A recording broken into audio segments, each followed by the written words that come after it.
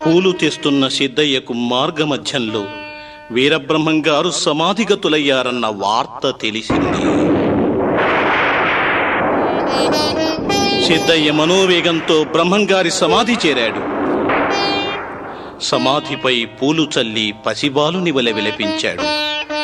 తన తల్లి, తండ్రి, గురువు, దైవమైన బ్రహ్మంగారి కడచూపు, కడపటి ఉపదేశం పొందలేకపోతిని అని విలవిలలాడిపోయాడు. నమ్మితినయ్యా ఓ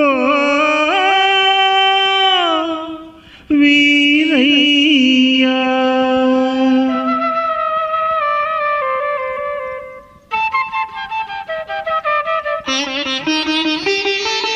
నమ్మితినయ్యా ఓ వీరయ్యా,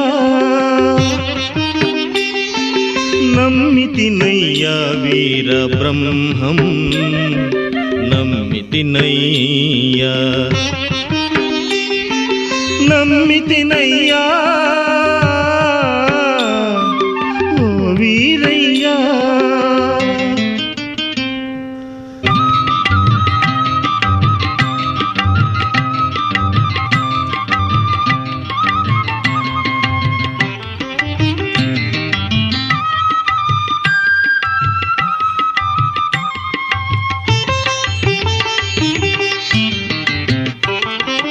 పూనికతో నన్ను పూలకే పొమ్మని, పూనికతో నన్ను పూలకే పొమ్మని నిండు సమాధిలో పండి ఉన్నావయ్యా.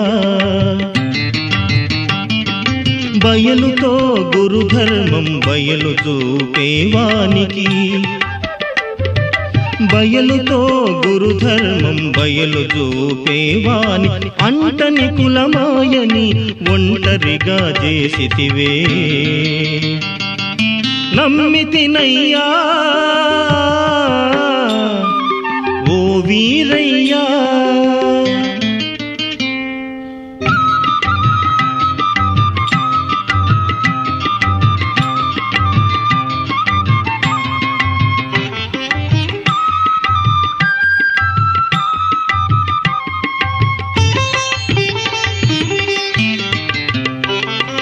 కంటిలో గురుధర్మం కనుల చూపెదవని, కంటిలో గురుధర్మం కనుల చూపెదవని శివయోగ శివనిష్ట చెందితివయ్యా. చింతతో గురుధర్మశీలుని నన్ను విడచి, చింతతో గురుధర్మశీలుని నన్ను విడచి చింతలేక ఊరకున్నావేమయ్యా.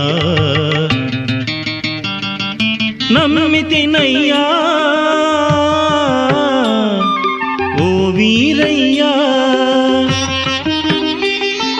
నమ్మితినయ్యా వీర బ్రహ్మం.